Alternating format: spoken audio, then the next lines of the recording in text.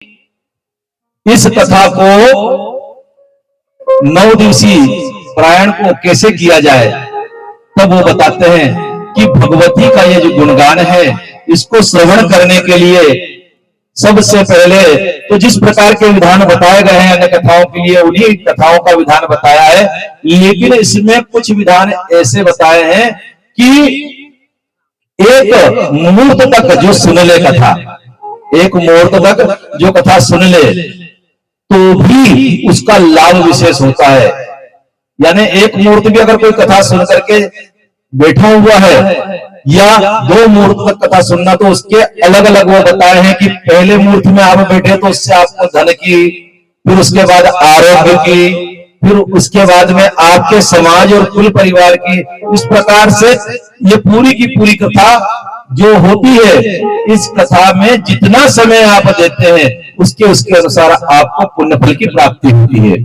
और जो लोग भाव सहित आते हैं उनके सकाम कर्म पूर्ण हो जाते हैं, और जो लोग निष्काम होकर के आते हैं उनको भगवती स्वयं प्राप्त हो जाती है, भगवती की कृपा स्वयं प्राप्त हो जाती है। तो सकाम और निष्काम दोनों ही भाव से कथा का श्रवण किया जाता है। और भाव तो सबसे अच्छे क्या होते हैं कि अगर हम भाव बनाना चाहते हैं तो एक वैज्ञानिक आधार पर भी हम समझे, तो वैज्ञानिक आधार पर भी हम ये देखते हैं कि इस संसार को एक ऊर्जा चलाती है। सूर्य की भी ऊर्जा है, चंद्र से भी ऊर्जा आती है, जितने ग्रह नक्षत्र हैं सबकी ऊर्जाएं आती हैं, और इन ऊर्जाओं से मानव का जीवन चलता है। उस ऊर्जा को ही हम क्या कहते हैं संस्कृत में? शक्ति। क्या कहते हैं? शक्ति। अब एक बात बताओ, आपको कोई सी भी अगर ऊर्जा है, उस ऊर्जा को अपने लिए अच्छी बनाना है, तो उसको अगर हम अपने बीज का नाम देंगे तो कौन सा नाम देंगे? तो ये देखा गया है कि जितनी भी ऊर्जा होती है वो सारी ऊर्जा को अगर मातृ रूप में देखा जाए तो मातृ रूप में ज्यादा अच्छी होती है। यद्यपि माँ भी कम नहीं मारती है, खूब कूटती है, लेकिन जब है ना पिता के हाथ की पड़ती है तो जोर से पड़ती है। माँ तब भी ऐसा मारती है कि धीरे से लगे। तो भगवती की जो ऊर्जा शक्ति है, उस ऊर्जा शक्ति को हम मां के रूप में मानते हैं, और जब मां के रूप में मानते हैं तो हमारा उस पर अधिकार ज्यादा हो जाता है। कई बार मैं निवेदन करा करता हूं कि भगवान, जब आप उसके मंदिर जाते हैं ना, तो उसका एक कहना पड़ता है, आपको मालूम नहीं है। हमारी बहुत सारी बातें गलत हो गई है। कैसे गलत हो गई है? जैसे कई लोगों के मुंह में बिल्कुल बसा रहता है, भगवान रक्षा करना। अरे क्या रक्षा करना? अगर तुम खुश हो, तुम प्रसन्न हो, तो भगवान को रक्षा करने की जरूरत क्या है? अधिकतर मात्र शक्ति के मुख से मैं शब्द सुनता हूं, भगवान रक्षा करना। अब भगवान को आदेश तो दे दिया, अब भगवान को रक्षा करना तो भगवान पहले परेशान करेगा, परेशानी में डालेगा, फिर रक्षा करेगा। भाई आपका आदेश है ना, तो ये क्यों नहीं कहते भगवान कृपा करना, भगवान खुश रखना, भगवान आनंदित रखना? ये नहीं कहते, उल्टे चलते हैं। आप लोगों को भय हो गया है, और जो भयभीत है वो भगवान का भजन नहीं कर सकता। जो भी डरता है वो डर के कारण आ रहा है, भगवान से प्यार के कारण नहीं आ रहा है। और जो डर के कारण आ रहा है उनसे मेरा निवेदन है कि वो डरना छोड़ दे। आप बताओ, आपका बच्चा आपकी गोदी में आने के लिए डरता है क्या? अरे शेरनी इतनी खुकार होती है, लेकिन शेरनी का बच्चा सब दौड़ते हुए घुस जाता है उसके पास में, सारा जमाना उससे डरता है, लेकिन उसका बच्चा उससे नहीं डरता। आप वो भगवती के बच्चे हैं, वो भगवान के बच्चे हैं, तो फिर डरते क्यों हैं? निर्भय होकर के जाइए, पहली चीज। दूसरी चीज ये कि भगवान के दरवाजे पे अगर तुम जा रहे हो, तुम्हारे दरवाजे पे कोई तुम्हारा रिश्तेदार बन के आया तो उसको रिश्तेदार का सम्मान मिलता है। तुम्हारे दरवाजे पे कोई तुम्हारा बेटा बेटी बनकर आया तो उसको बेटा बेटी होने का सम्मान मिलता है। और तुम्हारे दरवाजे पे कोई भिखारी बनकर आया तो उसको क्या सम्मान देते हो? बताओ, क्या सम्मान देते हो? जो भिखारी बनकर आया उसको या तो 1 कटोरी आटा या 2 रुपए या थोड़ा सा चावल, और ज्यादा सी अगर कोई माता ऐसी है कि उन्होंने कहा आज कोई त्योहार बार है और खाना बन गया, तो उन्होंने कहा बाबा बैठ के खा जा, इससे ज्यादा सम्मान करते हो किसी भिखारी का? तो तुम भगवान के दरवाजे पर बेटा बेटी बनकर जाओगे कि भिखारी? क्या बन के जाओगे? बोलते थे माँ जी, हाँ जी कि ना जी। आज से क्या बन के जाना? भगवान के बेटा बेटी बन के जाओ। और जब बेटा बेटी बन के जाते हो तो मेरे गुरुजी कहते हैं कि जब भी कोई बेटा बेटी बन करके आता है तो उसका हमारे सहित हमारे घर पे पूरा अधिकार होता है, और जो भिखारी बनकर आता है उसको दरवाजे से विदा कर दिया जाता है। तो आपको आज से ये चीज तय कर लेना, अगर शक्ति की उपासना करना है तो स्वयं के अंदर शक्ति लाना पड़ेगी। डरपोक लोग शक्ति की उपासना नहीं करते, बोले जय श्री राम। डरपोक लोग उपासना नहीं करते। डरपोक लोग तो अपना डर दूर करने के लिए आते कि उसको भी करे आए। जैसे जो कोई चोर रहता है, अगर उसको कोई ने चोरी करते देख लिया तो थोड़ा सा उसको भी दे देता है। कहानी सुनी होगी ना आपने। एक बार एक सेठ जी को उनकी पत्नी जबरदस्ती भेज देती कथा में। अब कथा में सेठ जी को पहुंचा दिया। अब सेठ जी आते हैं तो जैसे हमारे भैया हैं, ऐसे कथा के अंदर भगवान की प्रेरणा से कुछ भक्त लोग आ जाते हैं। वो उनका किसी से कोई लेना देना नहीं। आप देखिए सरल चित्त होकर के सबसे मिलते हैं, किसी से कोई लेना देना नहीं। जहां पे भगवान की कथा उनको लगता है मेरा ही घर है, जो भी करने को मिलेगा मेरा ही काम है, भगवान ने मुझे दिया है। सरल चित्त होकर के मिलते हैं और ये सबसे बड़ी भक्ति है। सबसे मिलिए दुर्भाव नहीं, ये है सत्संग उजागर में। सबसे मिलिए दुर्भाव नहीं, ये है सत्संग उजागर में। और रसखान हरि को यूं भजिए जो नागर को चित गागर में। आपने देखा होगा आजकल तो नल घर घर आते हैं नल जल योजना के अंतर्गत। पहले हमारी माई उन जो वृद्ध माता है वो जानती है कि कुएं से पानी लाना पड़ता था, और पानी लाना पड़ता था तो क्या रहता था, टाइमिंग सेट रहता था। उनका भी इनका भी 2-3-4 माई हुन आपस में वही पनघट पे मिल जाती थी, और पनघट पे मिल करके या तो बात कर ले, और कई बार बात ऐसी गहन निकल जाती है। तो सर पे गगरी रखी हुई है, एक कमर पे रखी हुई है, छोरा हाथ में पकड़ा हुआ और बात करे जा रही है, और गगरी को एक हाथ छोरे को पकड़ कर रखा है, एक गगरी पे, और वो मटका रखा हुआ और बिल्कुल ऐसा रखा हुआ जैसे बिल्कुल चित्त से। तो अगर चित्त को लगा दिया वहां पर तो कहते हैं कि रसखान हरि को यो भजिए जो गागर को चित नागर, नागर को चित गागर में। अर्थात जो पानी लेने के लिए गई हुई स्त्री है वो अपनी सहेली से जब बात कर रही है और उस समय पे उसकी गगरी सर पे रखी हुई है, मटका रखा हुआ सर पे, लेकिन वो सर का मटका भी स्थिर रहता है। वैसे ही भगवान का भजन करना चाहिए सबसे बिना दुर्भाव के। उसको हाथ भी लगाया कि तुमने नहीं लगाया, रखा हुआ अपनी मर्जी से। तो भगवान का भजन भी ऐसा ही होना चाहिए, सबसे निर्भाव मिलना चाहिए, सहज मिलना चाहिए। जब आप सहज मिलोगे तो आपकी भक्ति पक्की हो रही है। तो पहली तो ये बात है।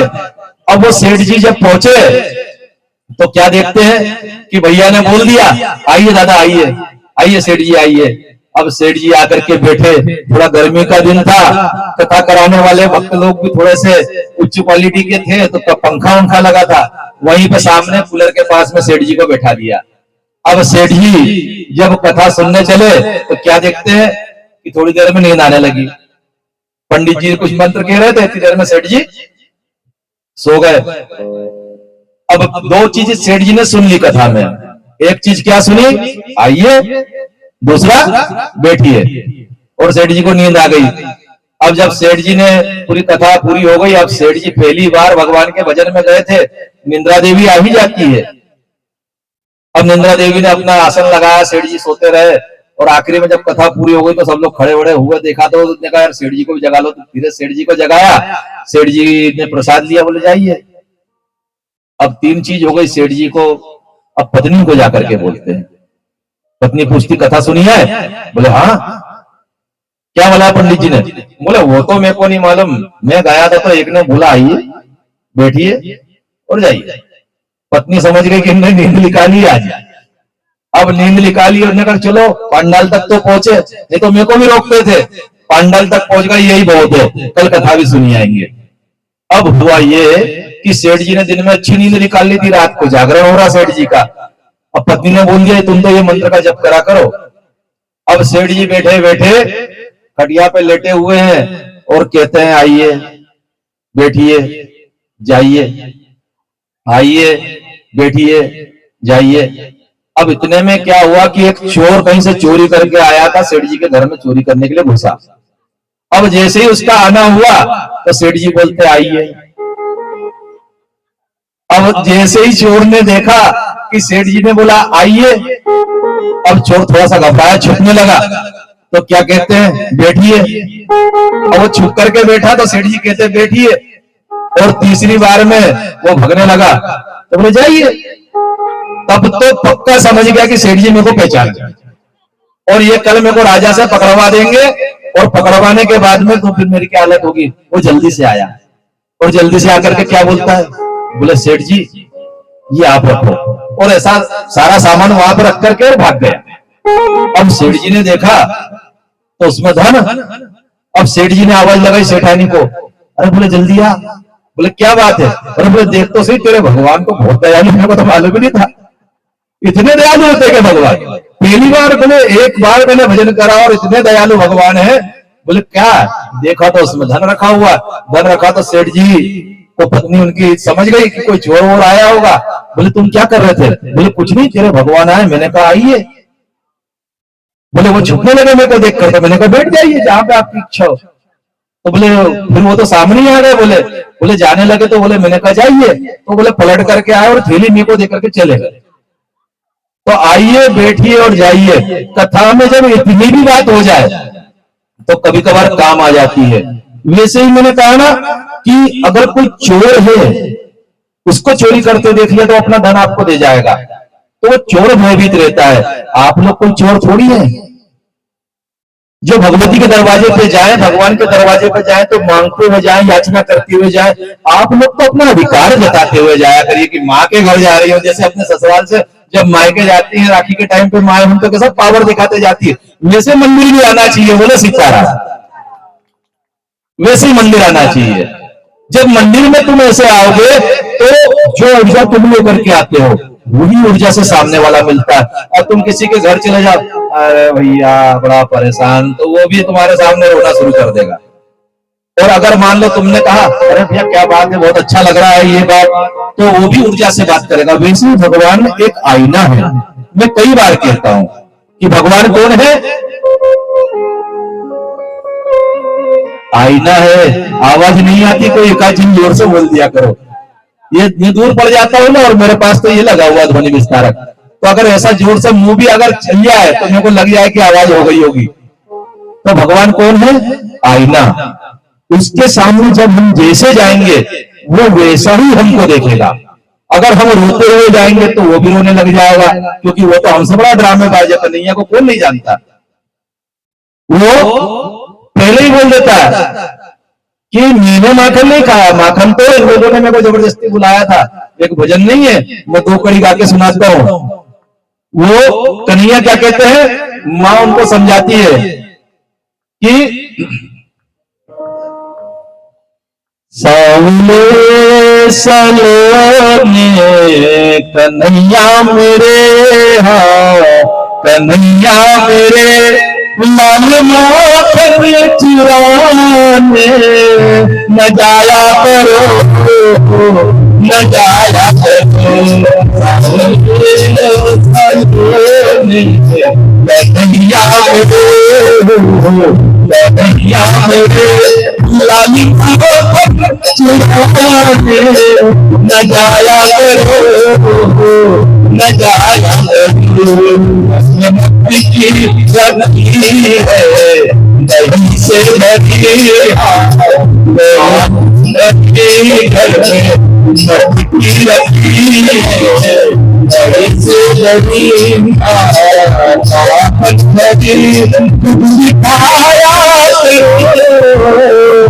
दिखाया करो, दिलाया करो। कन्हैया मेरे, कन्हैया मेरे, नाम मारे न जाया करो, न जाया करो।